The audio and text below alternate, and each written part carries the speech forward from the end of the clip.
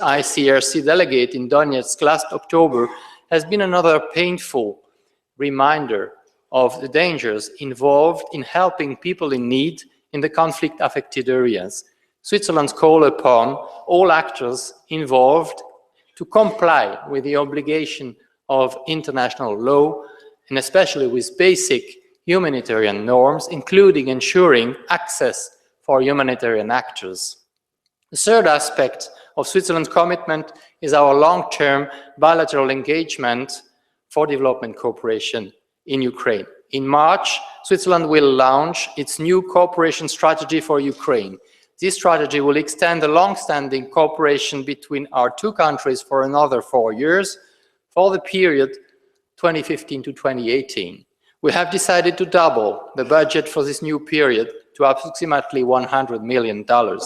Our new cooperation strategy will, for the first time, include a peace-building component. This allows for longer-term bilateral efforts to support de-escalation and a peaceful resolution of the conflict by promoting dialogue, human rights, and international law.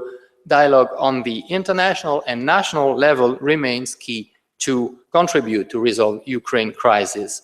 Another focal point will be decentralization and local governance, another obvious choice given Switzerland's own experience in such matters. Further themes include support for healthcare reform, for sustainable and efficient energy management, and for rendering Ukraine more business-friendly. All these focal points correspond to major reform needs of Ukraine, Mr. President. Switzerland has supported Ukraine's transformation process ever since our first cooperation agreement was signed. It was in 1997. We remain committed and we will strive, together with our Ukrainian colleagues, for progress. The fourth and final aspect of Switzerland's commitment relates to the need to overcome the broader crisis of European security. At the OSCE Ministerial Council in Basel, Switzerland, in close cooperation with our 2015 Troika partners Serbia and Germany, launched a panel of eminent persons on European security as a common project. This panel will reflect on how to rebuild trust among the OSCE participating states and explore possibilities for reconsolidating cooperative security across the Euro-Atlantic and Eurasian regions. The composition of the panel was announced last week.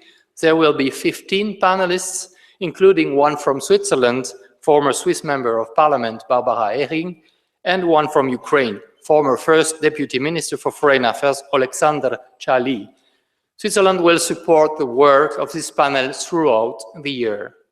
We will also come up with our own ideas on how to overcome the crisis of European security. And one issue we are looking at concerns the nexus between trade issues and European security, building confidence, facilitating trade links between different economic zones has become an important aspect of stability in our continent. We will also continue our efforts to strengthen the OSCE, the Organization of Security and Cooperation in Europe, as an anchor of cooperative security in our continent. A stronger OSCE will in itself be an important contribution to reconciliating European security as a common project. Ladies and gentlemen and dear friends, as chair of the OSCE, Switzerland was working hard to build bridges, to foster dialogue and cooperation. It was an honor, and it was also a responsibility. While much remains to be done, Switzerland demonstrated that it can contribute to international security in ways that are useful, that are credible for all. In the current crisis-ridden environment, we intend to further expand our activities for peace and for security, and this includes continuing our broad engagement for a democratic, stable, for a united, for a prosperous, for a peaceful Ukraine, and for enhanced security and cooperation across the whole OSCE area. Such an engagement is in our interest. It is in the interest of our countries, of our continent, of our world. Thank you very much for your attention.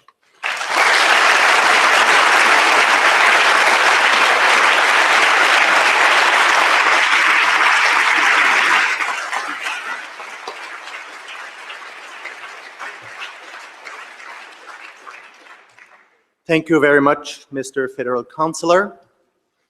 Now, dear Mr. President, please do us the honor of addressing us. We are looking forward to your words.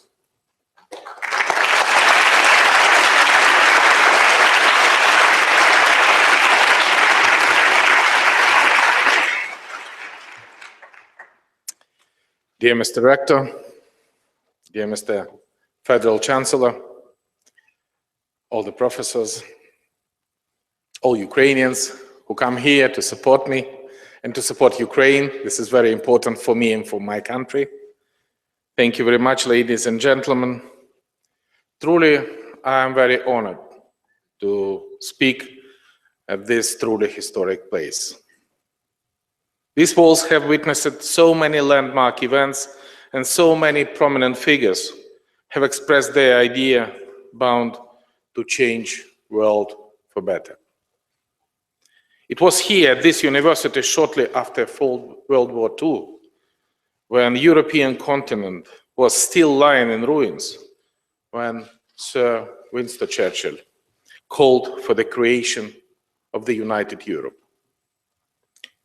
His urge then was, we must build a kind of United States of Europe. In this way only will hundreds of millions of toilers be able to regain a simple joys and simple hopes which make life worth living. I am convicted that life worth living is evident when I look into the eyes of my children. This should be eyes without fear. And that's possible only when we have a freedom and democracy. President, Thank you very much. Let's applaud this gentleman that he live in our audience. Bye, gentlemen.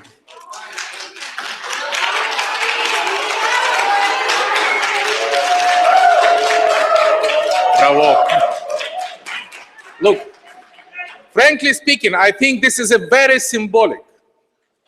This is the picture of the whole world.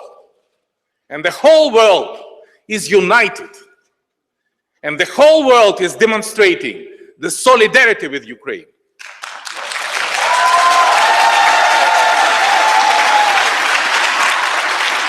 And those who support the aggressor, he is in a complete isolation. Nobody in the world will support them. This happens in United Nations General Assembly Conference. This happened in the United Nations Security Council. This happens in the G20 meeting in Brisbane. This happened in Europe.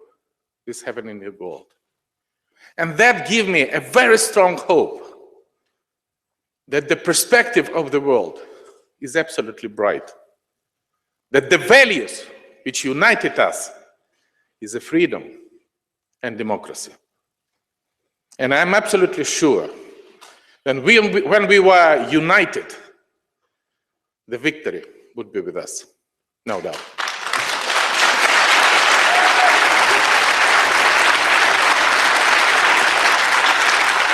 Why?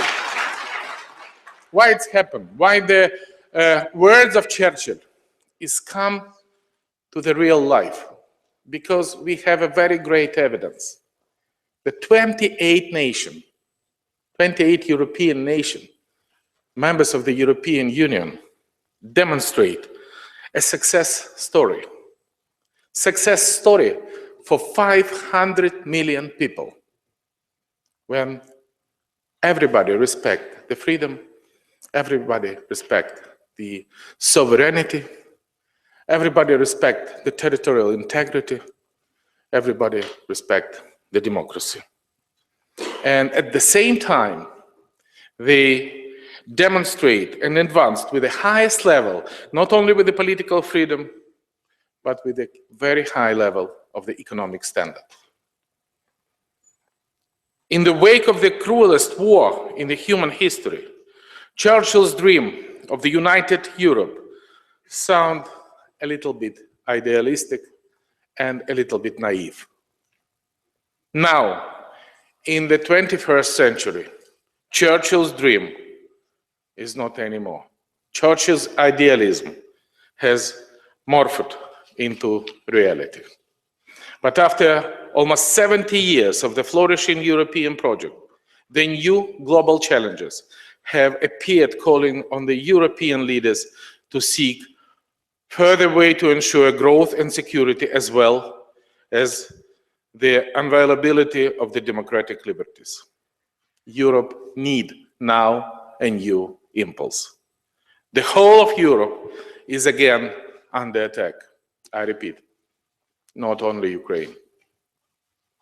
Under attack now is the whole Europe and the whole civilized world. And Ukraine now simply on the front line of this battle. The contingent ideas of the liberty and democracy are being directly challenged. The European Union, unlike Switzerland, cannot rely on its geographical endowments and on its unique security model. I told about that, Didier Bugalter. But it should look beyond its current borders to enhance its security. Today, the threats faced by Europe are similar to those that are now struggled against in Ukraine. My country waged a war against terrorism. It fights in the forefront of the European values such as freedom, sovereignty, and democracy. And Ukraine should become a full-fledged member of the European family of nations. I have no doubt about that. It should happen while already being its indivisible historic, spiritual, and intellectual part, already being a God, and if you allow me, already being a new symbol of the free Europe. The concept of the sovereignty brought to us by the Peace of Westphalia back in 1648, putting an end to one of the most devastating and lengthy wars in Europe. I don't want to sit with someone in this room who's killing children. Thank you very much indeed. That's telling lies.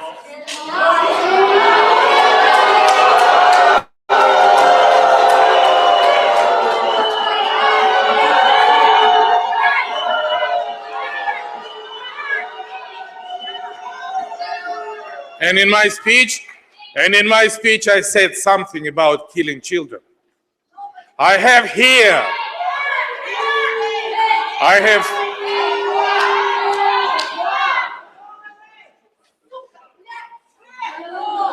that's if anybody understands what she said, this is exactly the cultural level of this lady.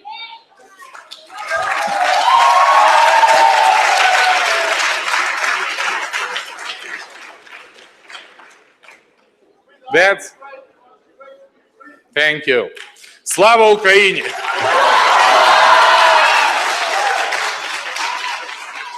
That's very difficult to say about the killing children.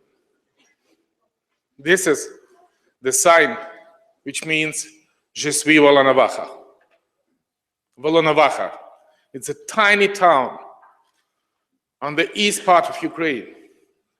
When the 13th of January, a Russian missile fly from the occupied Tukuchevsk hit the civilian bus where was altogether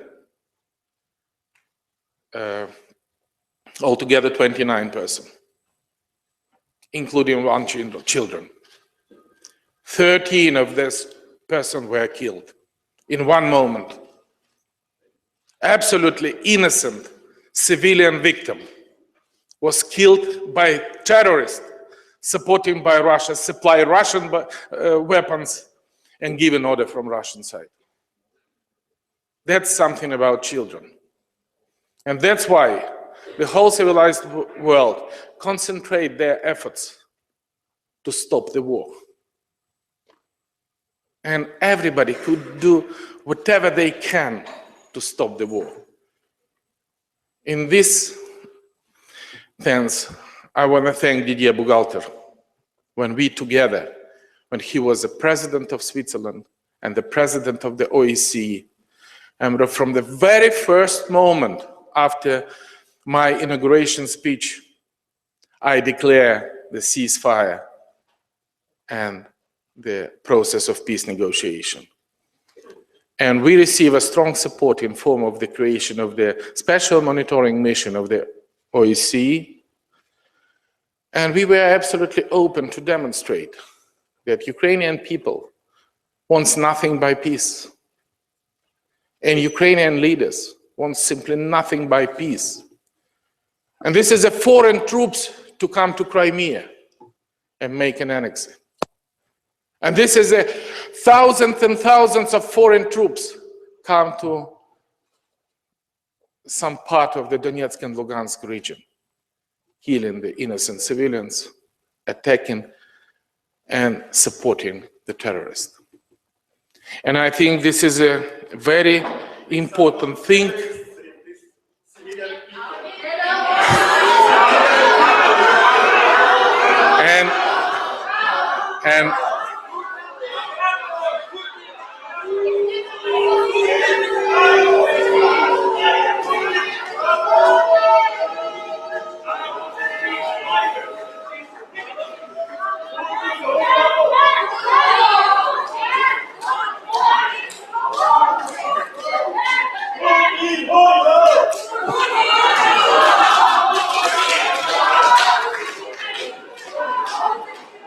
And this is a very important, to have a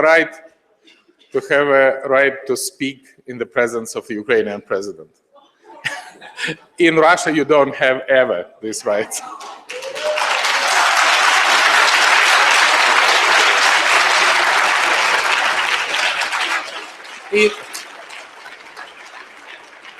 And in Switzerland and in Ukraine, they have a right to speak whatever they want. That's why we are stronger. Ladies and gentlemen, one may ask why Ukraine, as a member, would be more beneficial to the EU, reliable and predictable. Not even being EU citizen, the Ukrainians stood up against the bullet in defense of the core European values. What started as a student movement quickly involved all the Ukrainian generation who stood up defending their children. The faces of those who died in their country still line the streets of the downtown of Kiev. Their picture proves that they hailed from every generation, every social class, every region of Ukraine. We Ukrainians call them Heavenly 100.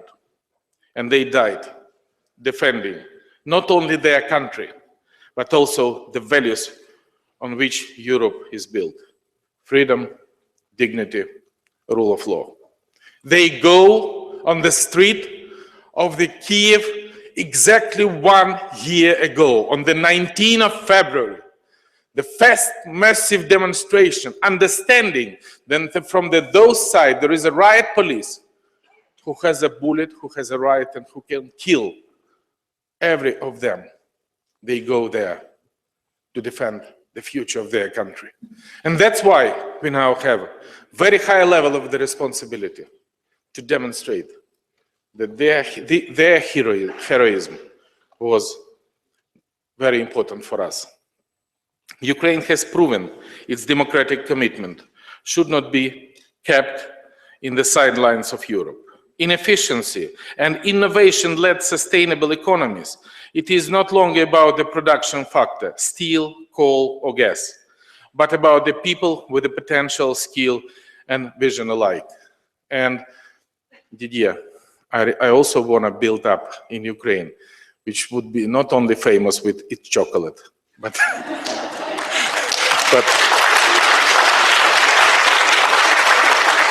with their freedom, with their intellectual possibilities, with their business climate and everything. And I think that in exchange of the experience, we together can reach them. This goes beyond the wider common market opportunities. It is also about the single space based on the common values and consolidated community capable to efficiently interact to address the current challenges. Tolerance, empathy, support demonstrated by the Ukrainian people, sometimes speaking different languages and even practices different religion, can serve a good example for Europe in face of its current challenges. Hundreds, thousands displaced persons who fled from the Russian-occupied Crimea and war-torn regions of Donbass have found a hospitable shelter and support in central and western part of Ukraine. They believe in Ukraine. They believe in their country. And Ukrainian men do not escape the country, but go to Donbass and fight to win the peace. A modern and capable Ukrainian army has emerged in a year of war. Ukrainian soldiers demonstrate impressive combat spirit, professional skills, and legendary heroism. In the international Donetsk airport, our soldiers withstood a siege of 8 months, earning fame as kyborgs. Alongside the soldiers serve hundreds of brave volunteers, and under the hail of shells and gunfire, procure our army deliver medical and humanitarian help. Churchill called for Europe to arise, set a peace and prosperity in these walls in the 19th of September 1946. It was also on the 19th of September last year when we have finalized Minsk agreement to cease a bloodshed in Donbass and to launch the peace process on my peace plan. Ladies and gentlemen, my peace plan is very simple. Point number 1, please stop shelling, stop fire, make a ceasefire, complete ceasefire. This is absolutely necessary. Point number 2, please immediately release all the hostages which you illegally kept in the prisons. And this citizen is my citizen. Significant part of this citizen is in a Russian prison. It was just captured, delivered, and illegally kept there. Point number 3, please, close the border. Close the border with Russia. Point number 4, please withdraw all of your troops. And we are ready for immediate political dialogue. Because the only possible way in the democratic society how to keep the peace is very simple. The election. And we should make a free and fair election in Donbass. And me, as a president of Ukraine, are ready to have a dialogue with anybody who would be elected by the people of Donbass, not to come with a machine gun to Donbass people and killing them. Can anybody be against this plan? It seems to me no.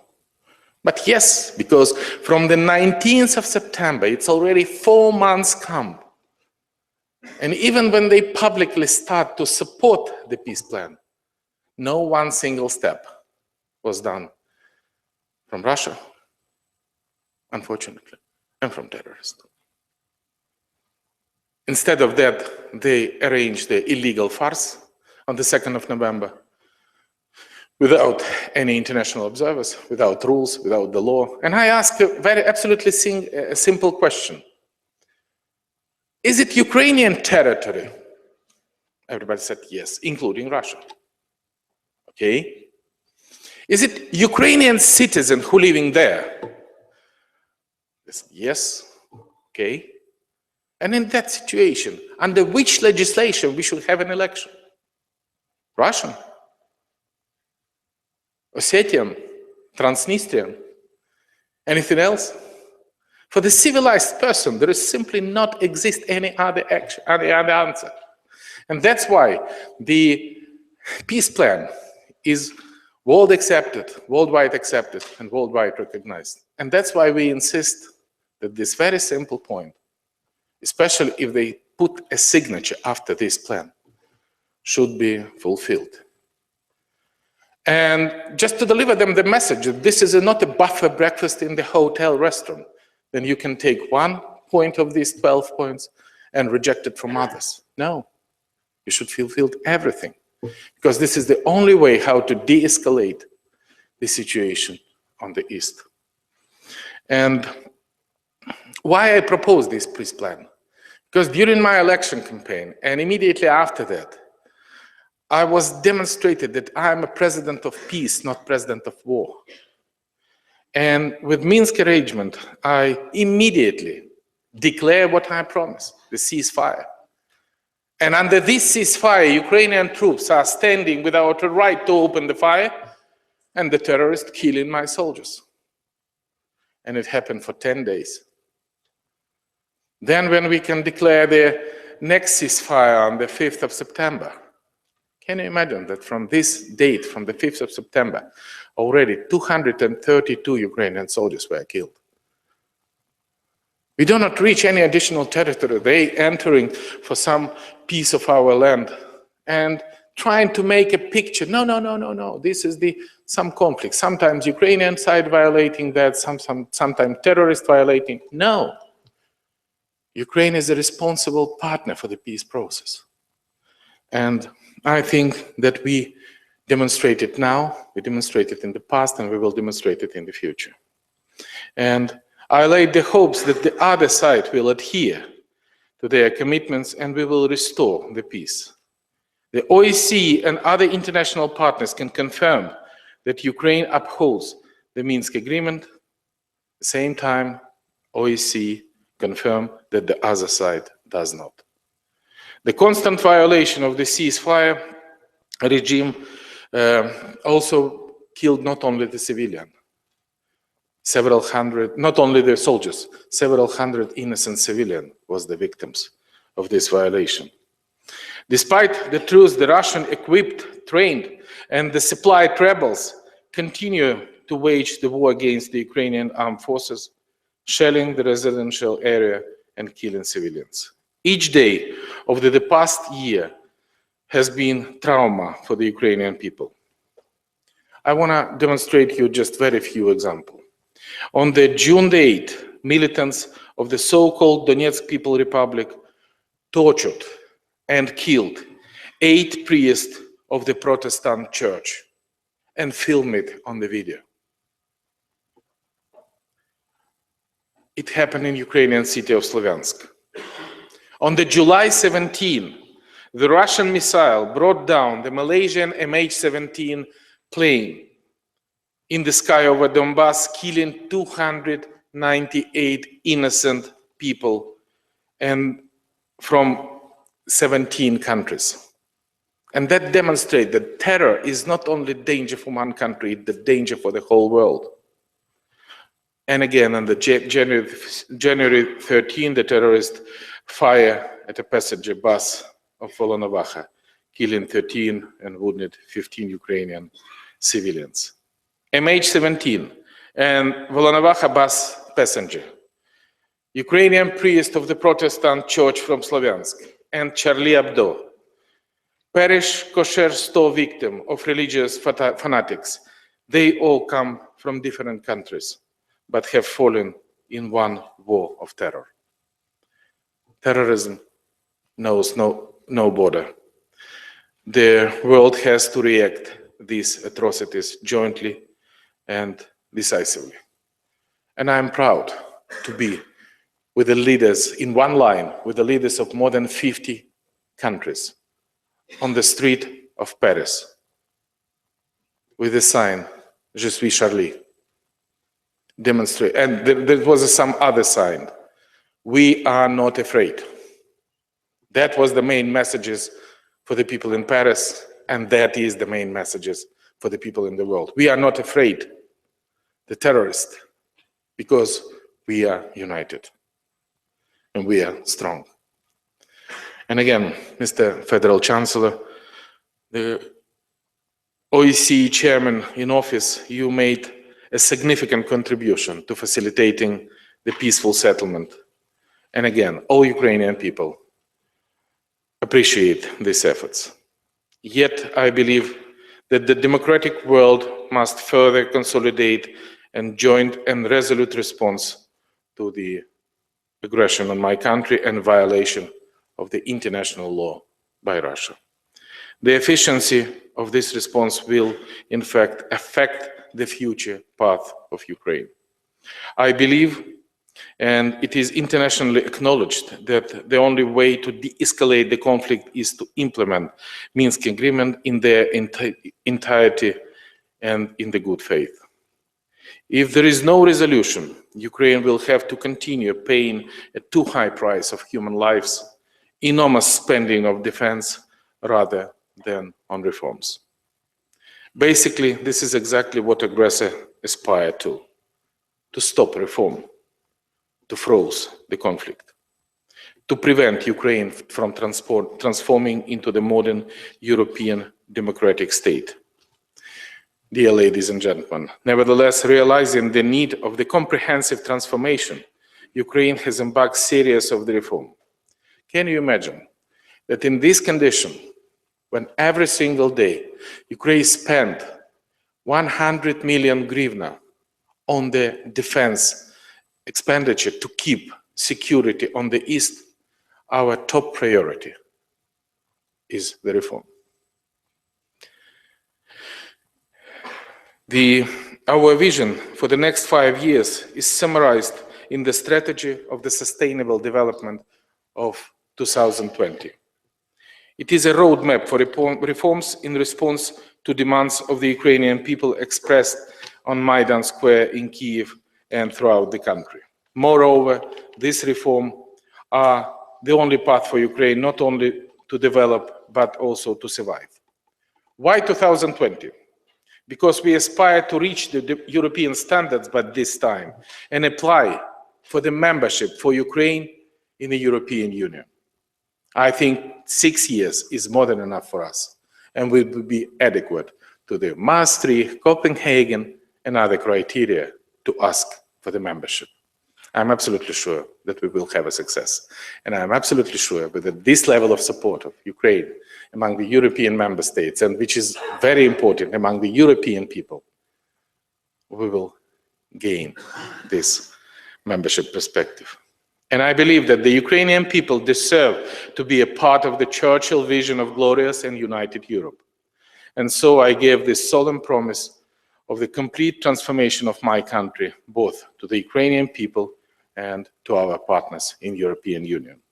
I believe that we have means to achieve our aspiration. The current Ukrainian government are first in our history to have such a determined outlook and have already taken the step to reach them. I was several times in Ukrainian governments.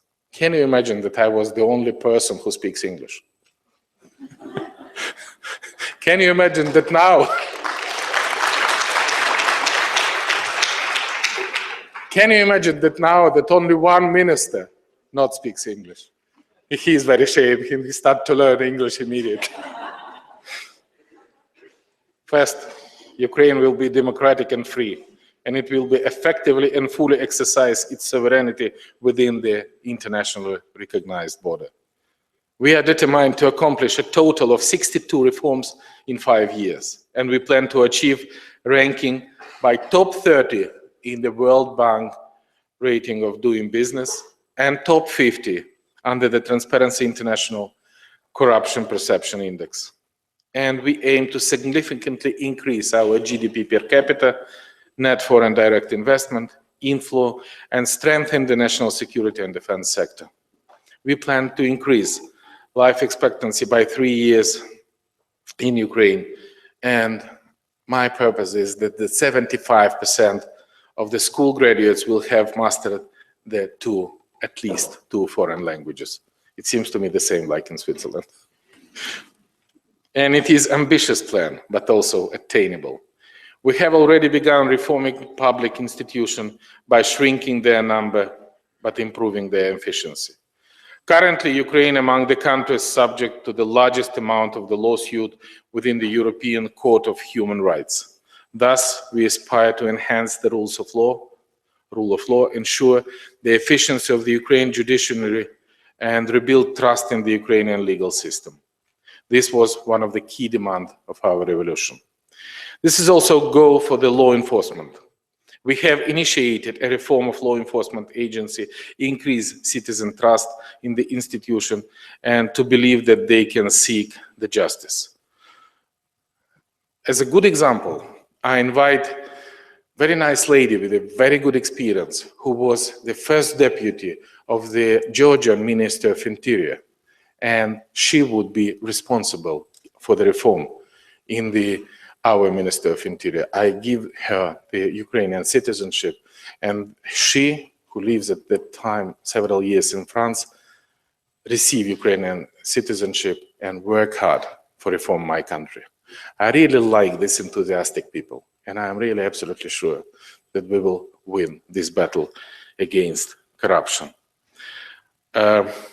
Without eradicating deeply rooted corruption from our state and society, all other efforts would be in vain. The first anti-corruption package is already being implemented. We established the National Anti-Corruption Bureau as the first step toward the ensuring transparent and responsible activity within the public center. Government strongly support and improving conditions for the doing business in Ukraine. We are cutting the number of inspection and required licenses. We are changing the tax system and deregulating to improve the business climate. Ukraine is bound to develop into the dynamic, competitive, innovative, export-oriented economy fully integrated in the European Union. The deep and comprehensive free trade agreement with the European Union pushes us to accelerate the legislative and regulative harmonization. These have been many opinions on likely advantages and disadvantages of the DCFTA. I will say frankly, we will be challenging. However, it is a choice for the future. It means trust and civilized rules of doing business. Deep and comprehensive free trade agreement means a better investment climate. It is about coming into one of the largest markets of the world and reaching out the third countries. Ukraine will do its best to capitalize both old and new markets, and we will try to strengthen our presence in Europe and support business going elsewhere. We will enhance our energy security and independence. To this end, we will continue working towards the full implementation of the third energy package of the Energy Community Treaty with the European Union to establish reliable and cost-effective energy market, modernizing our energy sector and seeking innovative solutions for the diversification of energy supply sources and routes. First steps have been already done. We have established solid reverse gas flows from other countries to Ukraine, and I would like to express my gratitude to our partners for their solidarity. And we invited investors from US and EU to participate in the modernization of the Ukrainian gas transportation system, and we are working on improving the attractiveness of the energy sector investment. Ukraine can be largely contribute as an additional element for the European energy security with the transit infrastructure and unique underground gas storage for the 31 billion cubic meters. We have approved a plan to reduce national gas consumption by 2017 through the improved energy efficiency.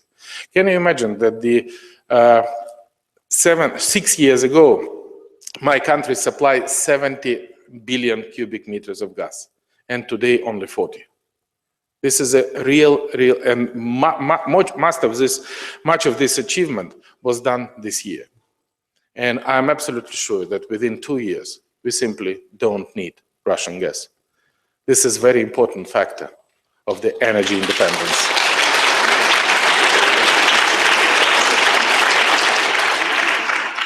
Ukraine also strives to implement modern standards of the environmental protection. I strongly believe that the quality of life depends on the ecological security.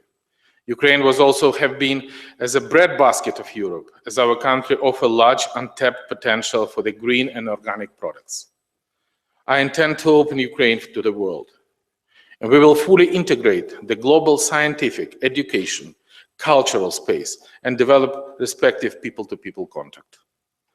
A visa-free regime with the EU is one of the Ukraine's top priority in 2015, and I expect that the Riga summit of the Eastern Partnership we will make this decision.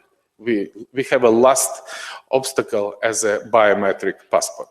And 1 week ago, it was me, as the president of Ukraine, who received first Ukrainian biometric passport with the number 00001.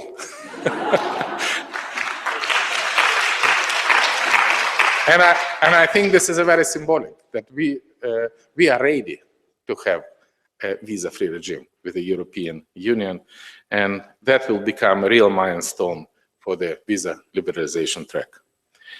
Distinguished audience, in 10 or 20 years from now, does Europe see itself strong enough to address of growing challenges? In the coming decades, does it also feel being fully ready to counterweight in growth and productivity the other global powers? Wouldn't it be stronger with Ukrainian human and economic potential? It should be clear that Ukraine's national gravitation towards the European Union is not targeted against Russia. Absolutely not. Frankly speaking, I was absolutely interested that Russia should be part of Europe. And that creates absolutely new system of the security. And that may be avoid for us the necessity to listening this 2 or 3 person in this hall, and they try to defend the right of Russia to be in absolutely old style system. I think this is absolutely not in the interest of the Russian people itself. In this discourse, for the centuries, Ukraine was preferred to stay in the gray or rather buffer zone to maintain a fragile post-Cold War balance. I may give you a bit of shock by assuming that one day Ukraine is no longer a part of the buffer zone, but full-fledged of the European Union member, will push Russia to undergo the democratic and structural economic changes and gravitate towards Western world. While kept in a buffer zone, Ukraine appears to provoke Russia to maintain its internal political status quo and confront with the European values. We must give the impetus of such transformation in Russia by admitting Ukraine to the European family of nations. Even if Russia does not become a European member, this eventual process will trigger a wider democratization to Belarus, promote security in Moldova and Georgia and beyond. I wish we could still benefit from the Sir Winston Churchill's wisdom to predict for the decades and to engage all the countries, discard all grievances, hatred and revenges, for the better future of the people to seek happiness, prosperity and glory for Europe. Russia's hybrid war poses a direct threat to the European community built on the common values. The initiator of this conflict cynically believed that Europe cannot and will not act as one, refusing to stand up for its value in the face of the direct challenges. Can you imagine that exactly 1 year ago, when I have a floor on the Munich Security Conference, and I have a meeting with most of the ministers of the foreign affairs of the European Union, and I ask, can Europe be united to defend Ukraine? 50% said no, we cannot believe in that. 28 nations, it's very hard to find out a compromise. And that's what skeptics of European Union expect from the behavior of the European Union. But we break the stereotypes. We demonstrate that the common values can unite European Union. And I am proud to this behavior, to this fact, which European Union demonstrate this year. But like many before, me have a dream, and I have a conviction that if Europe stands together with Ukraine, Europe is invincible. That no matter how many difficulties might lie ahead, if Europe stands together with Ukraine on defense, freedom, dignity, democracy, and life without fear, then the future of Europe will be much more safe and much more bright. After the shocking week of the tragic events in France and the terrifying terrorist strike against the bus with the civilians near Volnovakha, all Europe must unite around two simple ideas. Only together, the democratic nation can stand up for the freedom of present and future generation of humankind, to life without fear, without threat of terrorism, build a brighter future. Values are not for the sale, and we must do what it takes to defend them, the values. Slava Ukraini! And thank you very much, all of you.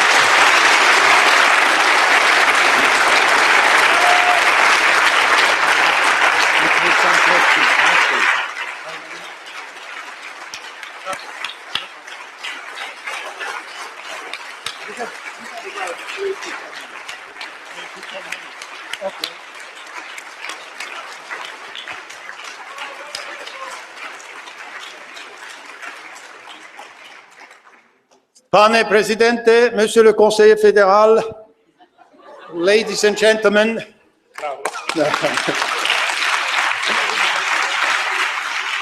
Before opening the question and answer session, which I'm chairing on behalf of the Europa Institute of the University of Zurich, I would like to thank the President for his very inspiring, encouraging and enlightening speech.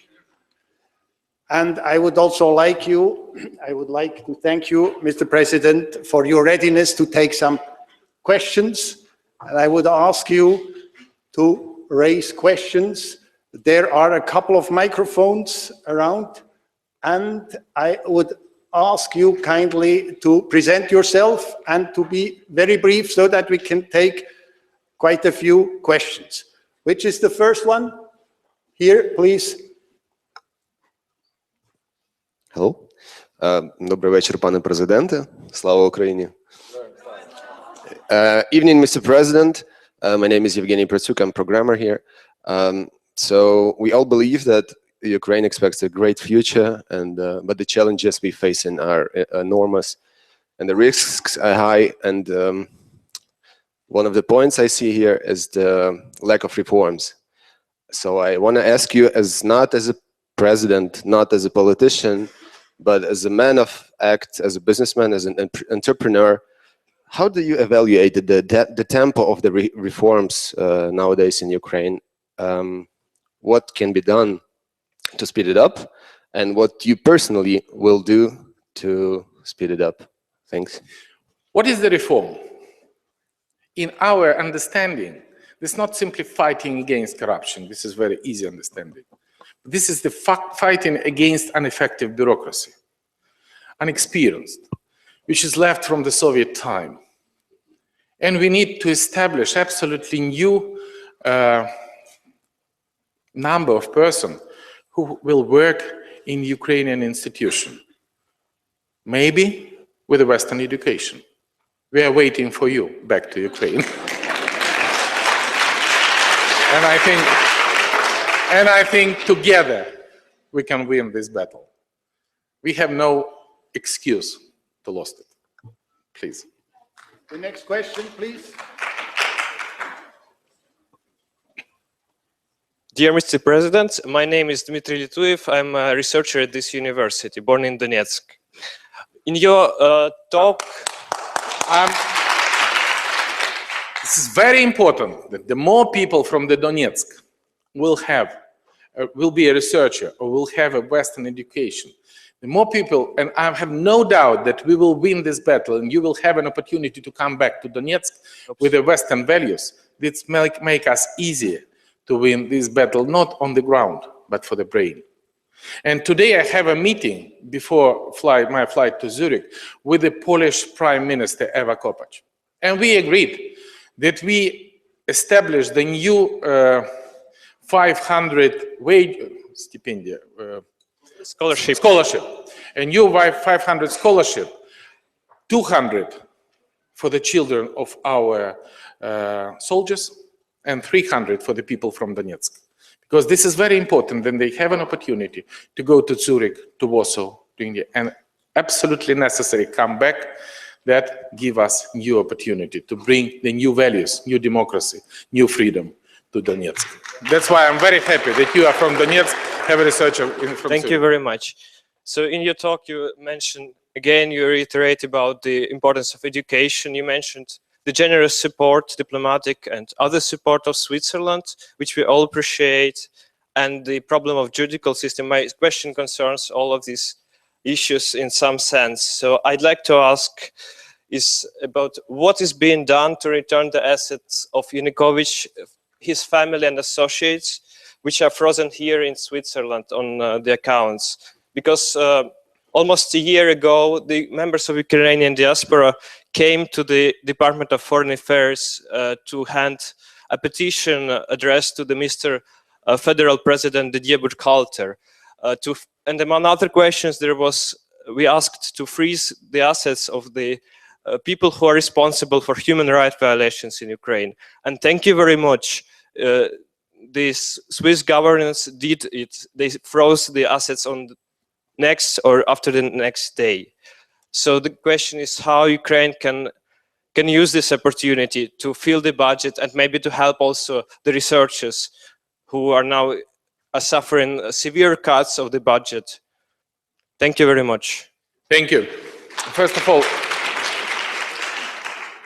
all, I want to again thank the Swiss government and personally Didier Burkhalter for the cooperation with our investigation agency and for help us to frozen these assets of the former dictator. Second, I want to thank to the diaspora who help us to make this search.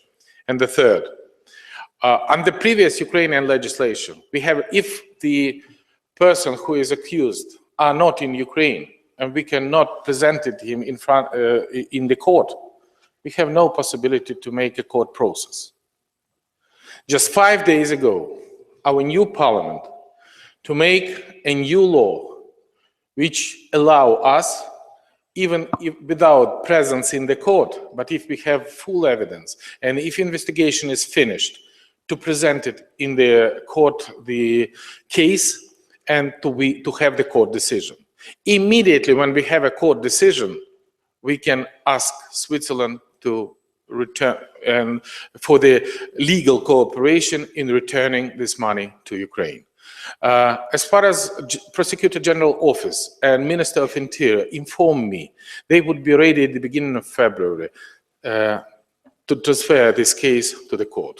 And I think we should not wait too long for the normal, open and democratic court procedure, with a possibility all the journalists, all the interested persons sitting there and understanding that this is completely not a political process.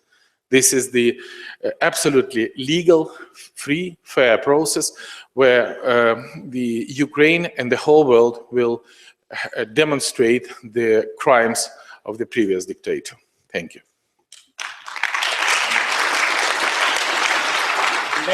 Dear Mr. President, Brief in your question. yes, I'm different. I'm Swiss guy. I'm born in Switzerland. And I want to give you an impression I have from Ukraine. I was traveling very lot of time to Ukraine. I've seen Ukraine. It's a beautiful, wonderful country. Thank you. I'm used to Swiss economic and I see Ukrainian economic. You're a very strong country. You have integer people and it's a very beautiful country with a lot of potential. I was thinking a lot of time, how many time do you need to go into European Union? What are the criteria that are not yet filled up?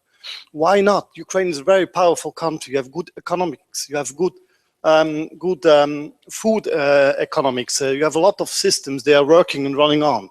So why Ukraine cannot go to European Union? What is missing there?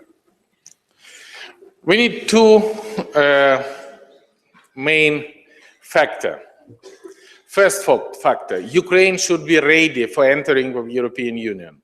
And for that purpose, we should reform the country. There is a certain criteria, as I mentioned. Copenhagen criteria, Maastricht criteria, criteria of GDP per capita, criteria of harmonization of the legislation. This is the long work, and we launch it when? This year, last year, 2014.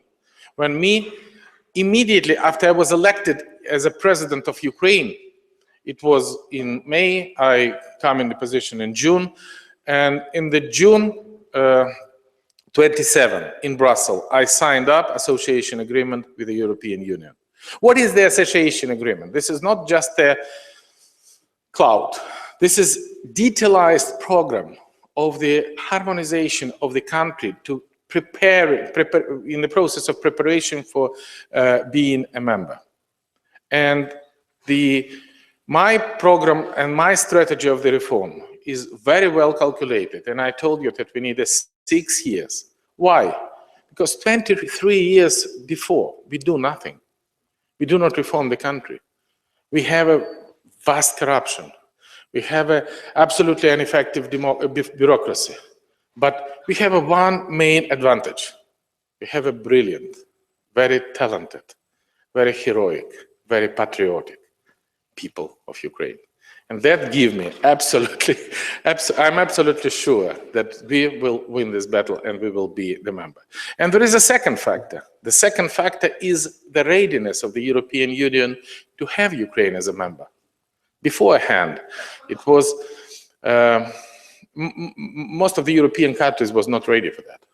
And only now, when Ukrainian people, during the Revolution of Dignity, and after that, pass maybe one of the most difficult tests in their life and in their history. Test for being European. Test for being free, for being democratic. Ukrainian people make two very important revolutions. Orange Revolution in 2004 and Revolution of Dignity. I promise you. We do not have third revolution. We will be member of European Union. Thank you.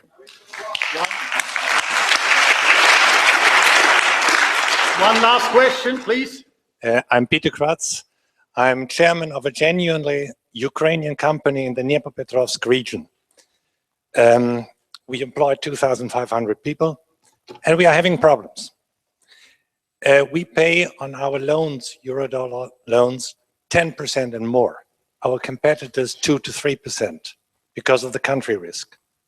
The devaluation benefit has largely disappeared because Russia has done the same thing, and also the euro has weakened significantly.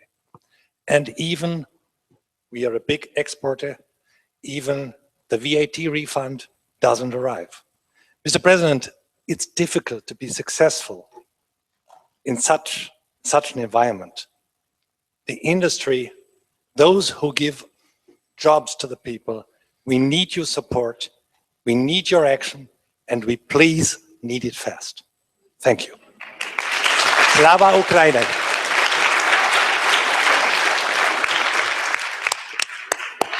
I fully share your view.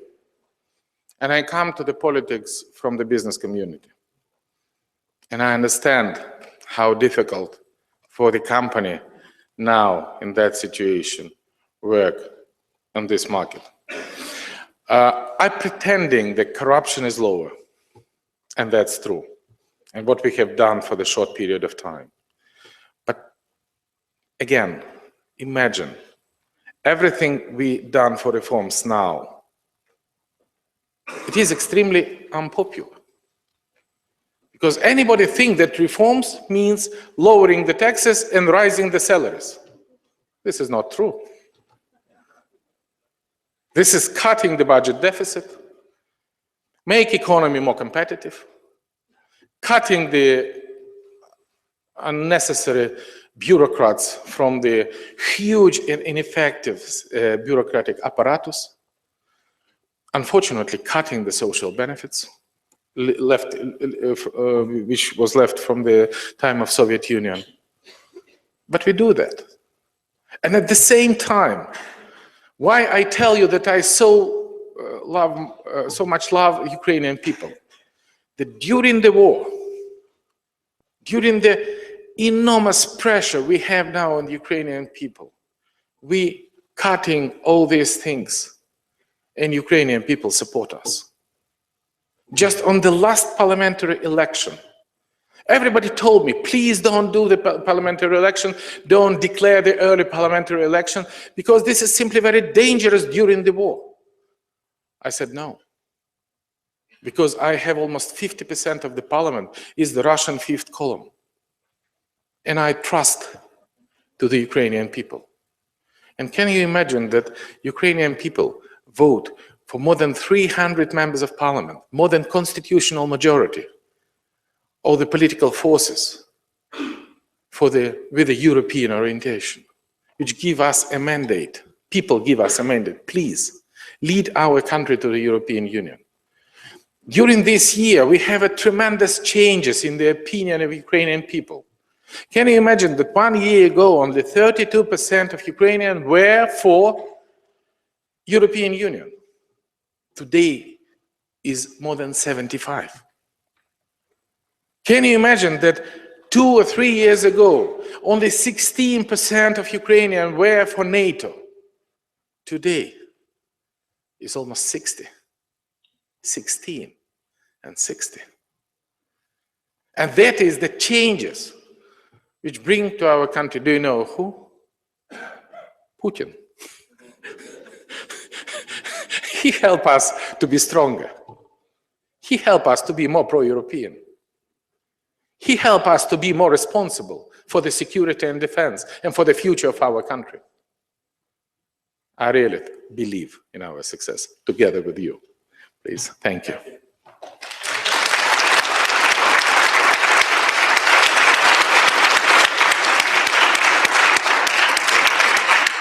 Thank you very much, Mr. President, for having answered all these questions in his very frank and sincere manner.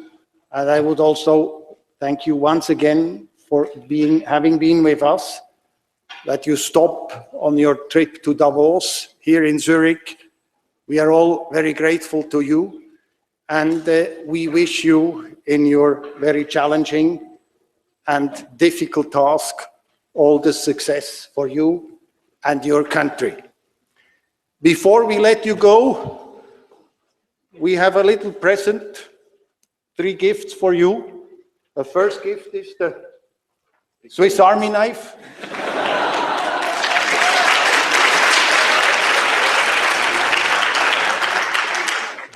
This is the first non-lethal weapons we received from Switzerland. The second one has to do with your former career as a chocolate king. No, please. As you are no more a chocolate producer, it might be more easy for you to enjoy chocolate from your competitor, from your former competitor. Thank you. And then we have a book which summarizes all the speeches, and we would be very happy if next year we could have a document with your speech in it. Thank you very much. Thank you very much.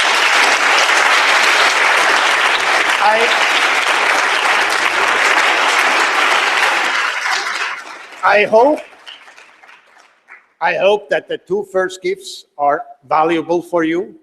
And let me say, they have become even more valuable measured in euro since last Thursday. That's true. Thank you very much. All the best.